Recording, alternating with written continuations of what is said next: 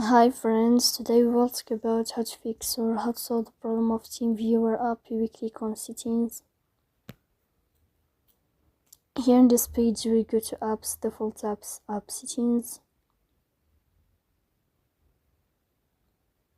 On above we will search about TeamViewer app and you will click. Then in this page of app info you will click on first stop and you will click OK. Here you will enter to the window of storage. Then you will click on clear cache. But pay attention, don't click clear data because that can delete your account. Here you will go to Play Store. You will search about the application of TeamViewer. If you find updates in this plus sign, then you can click to update your app. So please don't forget to support us by like and subscribe.